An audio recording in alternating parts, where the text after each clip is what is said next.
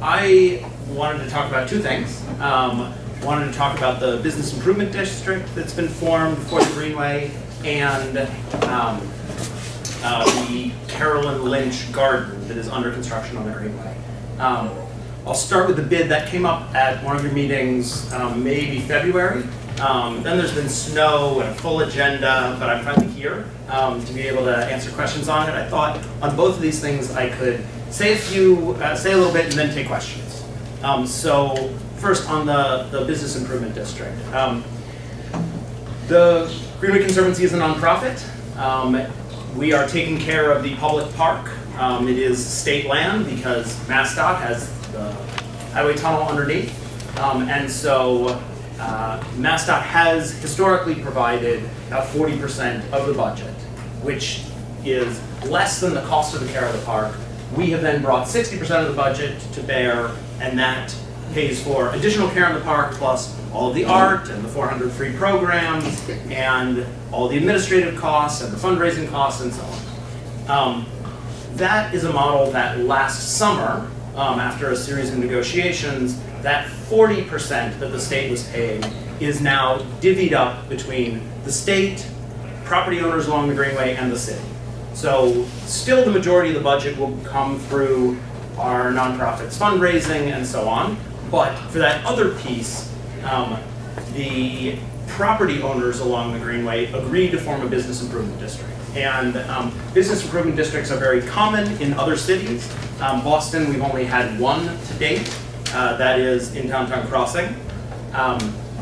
It is an elective tax, so you draw a boundary, which in this case is basically a block off the Greenway on either side, and then the properties within that have to sign a petition saying that they are interested in the bid. And more than 80% of the properties signed this petition, and it went to the city council, and the city council unanimously agreed all of these private properties that would like to put a tax on themselves to pay for the public park were okay with that. Not too surprising that they were okay with that. And then the mayor last week signed that. So the business improvement district will now be established. It'll be a mechanism by which the commercial properties, it applies to commercial properties and to rental residential. It doesn't apply to condo. It also doesn't apply to properties that are worth less than $10 million, have an assessed value of less than $10 million. So the notion is the big commercial properties are going to pay a small additional tax that will yield $1.5 million a year to supplement the Conservancy budget, more or less in lieu of what had been state tax dollars going in. That's the quick background on the bid. Happy to answer more questions about it because they are pretty unfamiliar here. If you're in New York or Philadelphia or LA, there are bids covering all of the downtown area, many bids or one huge bid. In Boston, this is just the second. It has spurred a series of conversations about where else could this be a useful mechanism to have the expensive real estate to contribute to the betterment of the public realm. That's the business improvement district. Then back to the sort of parks world. We're renovating the garden out here, you may have noticed, with construction fences around it. We did a community process and came here and came to Munich and held community meetings back in 2014 that led to the reconstruction of the boxwood garden beds on the north side of Hanover Street, what is known as Parcel 8 if you speak the inside baseball language. We did a community process for both parcels at that point, the garden beds all along the west side, what we call the boxwood gardens because they are ringed by boxwood. The problem with those originally was that they were double planted with boxwood, so at twice the cost, the boxwood was choking itself out from day one. Big construction. And then the second problem was that there was a contaminant in the soil, a weed that was also choking things out, vetch. So we entirely redid the gardens north of Hanover Street, and then recently we had a major gift from the Lynch Foundation, Peter Lynch of Fidelity fame.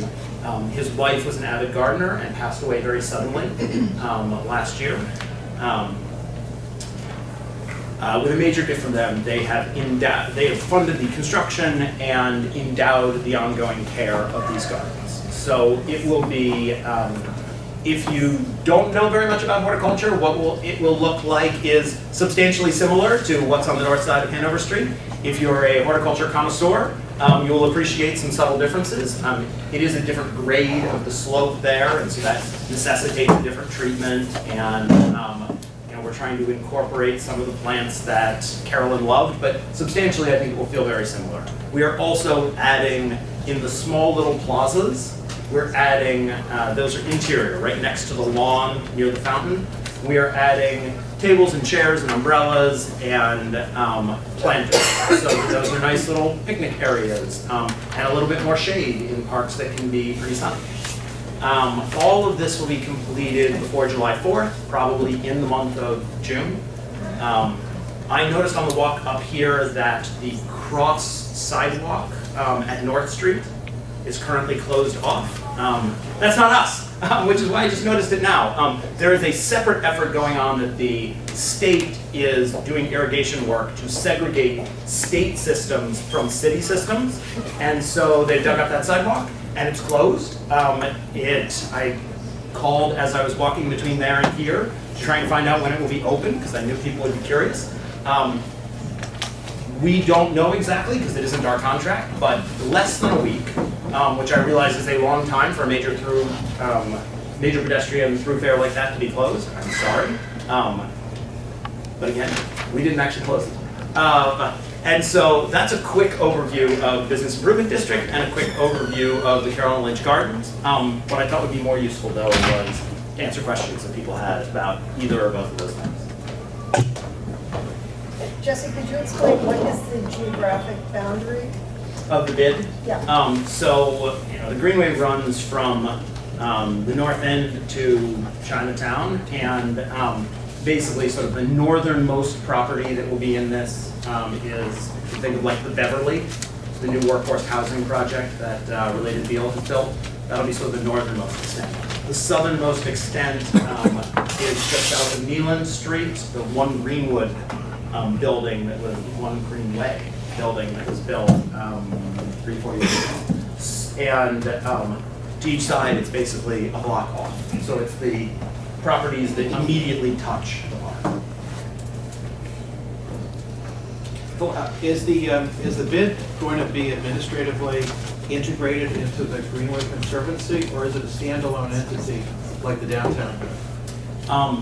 It's a little bit of a cross between the two, in that legally there is a separate nonprofit that is, you can think of it as the Greenway BID Corp, right?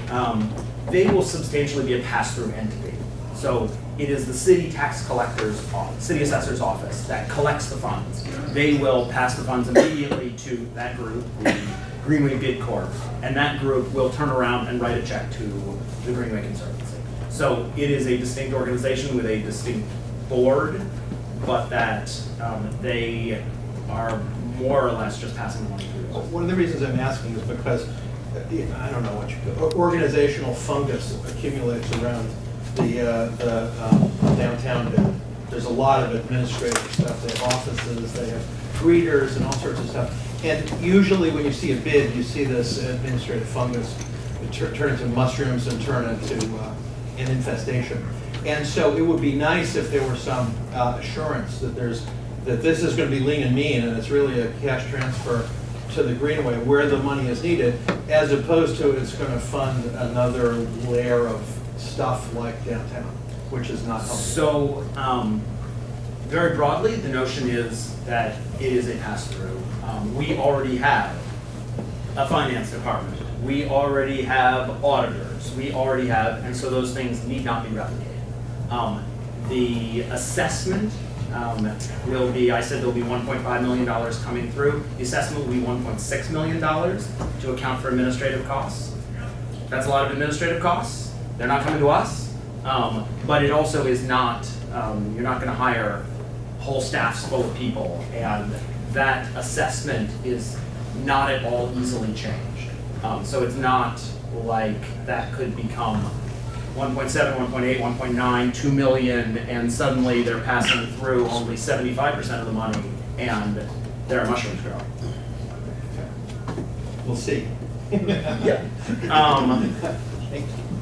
how much say do the corporations in the bid who are providing the funds have over their expenditure? Yeah, so I think there's two ways to answer this, both of which I think are reassuring. So one is we have a board of 21 people. It's defined by legislation. We can't change the size of it without going to the state legislature. That board of 21 people has one member from each of 6 different community groups along the Greenway. So NEWRA's nominee to our board is Robin Reed, who does great service and was unable to be here tonight. New Nick, John Pregman serves on our board. So there are 6 community representatives. There also is one person from MassDOT, one person from the Executive Office of Energy and Environmental Affairs, and 2 from the mayor and 2 from the governor, and 14 of the 21 seats are nominated by community groups, elected officials, or government agencies. The other 7 are sort of classic nonprofit board seats, where the board itself is nominating people to serve. The bid will have 2 of those 21 seats. So they're, in governance terms, their piece of the pie is very small. Then the other way to look at it that I also think is reassuring is the $1.5 million is 2 tranches of money. There's $1 million which funds basic operations. It funds cutting the grass and taking the trash out and keeping the fountains running and doing planting. And this arrangement doesn't get done between all of the parties unless people are happy with how it's going at a basic level. So that $1 million has to fund maintenance and horticulture, and I think if anything, the property owners are going to be trying to raise those standards rather than lower those standards. The $500,000, $1,500,000, the $500,000 is for enhancements. There will be mutually agreed upon enhancements. There is more opportunity for the bid board to be a little more directive, but it has to be on the Greenway, it has to be in the public interest, and the money has to be done by the Conservancy.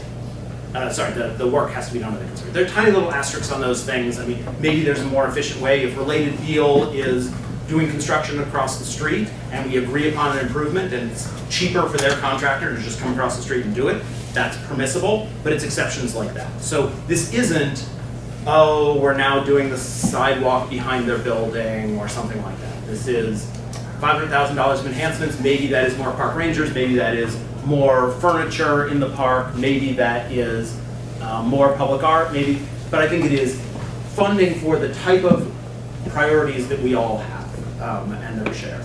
And to the extent that there's a disagreement on those things, they represent a small fraction of our board. So that's for those that have been concerned generally about bids, that has certainly been a topic of concern. I actually think that the way this has been structured has been an attempt to really address those concerns. Because I run the Greenway Conservancy, I don't really want 50 building owners to be my new bosses. So I'm with you on that. Sorry, this is a one-time assessment or annual? Annual. So it's $500,000 annually in enhancements? Yeah. Yeah, so, I mean, maybe that is, a winter festival where you invest the money and it isn't around, but maybe it's also in lighting the mural across from South Station where, okay, it costs you $200,000 to do it, but then it's lit in a going forward way in the public park. So I think it's pretty impactful and pretty exciting. That kind of money is being plowed in, not just the keeping it going, but actually making it better. Yeah? Are you going to be rebuilding the trellis outside of the north end? And if you do, will you be incorporating some sort of canvas or covering on it? So this is the pergola, the metal structure. Yes. The metal structure. So we won't be rebuilding it in that there's not currently any structural deficiency or anything. I know Lauren and I have talked about this a lot. I think many people have strong opinions about this. It was originally built out of metal, so plants don't grow up it. It was originally built at an angle that even if you covered it, you're not really shading the park. I think there could be real debates about the original choice to spend a very large amount of money on a beautiful architectural feature that doesn't have a tremendous amount of functionality. That aside, it's a multi-million-dollar project to remove it and put something else there. We will, you heard it here first, the swinging benches that were in the park and needed to be re-engineered after some people got a little over-enthusiastic in swinging them. They will be returning this summer. That has been a long time coming, and trust me, it has been a frustration to us as well. The benches have been swinging with sandbags on them in somebody's shop to test them for 1 million swings or whatever.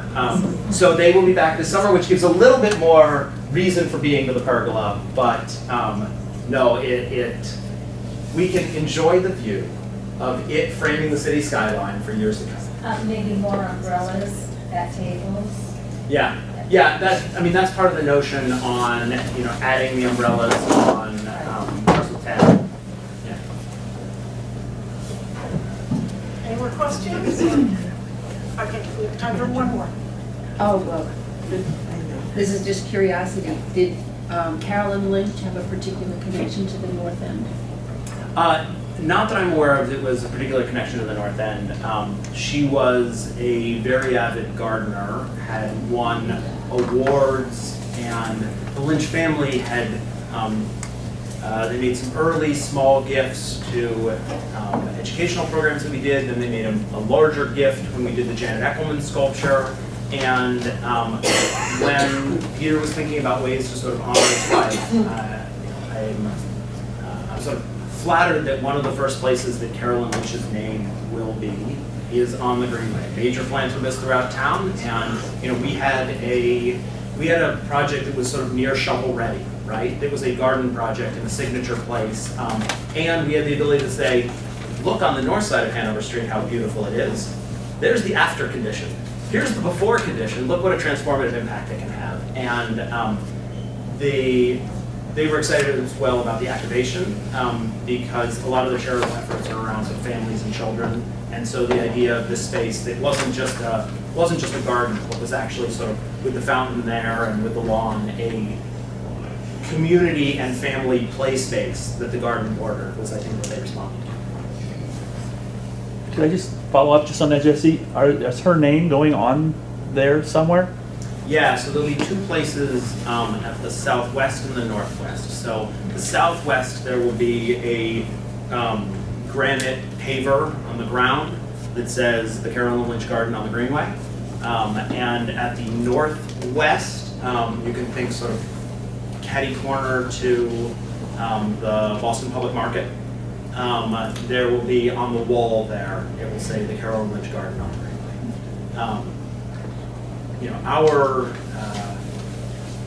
There have been a couple of other places where on the Greenway, donors have been recognized in that way. So, Tiffany and Company Foundation Grove at the Carousel, where our commitment is to doing that in a very tasteful way. It is, if you've been to hospitals and universities and parks like Millennium Park and others, it is a classic way in which major donor gifts are recognized. Sometimes you'll have those, like the woman who gave major money to the Carousel, who are happy to be anonymous or happy to be recognized in a very minor way. Other times it's, I think the family here, part of what they're looking forward to is a space where they can go and see their mother's name and walk through and enjoy it. So, yes, is the short answer.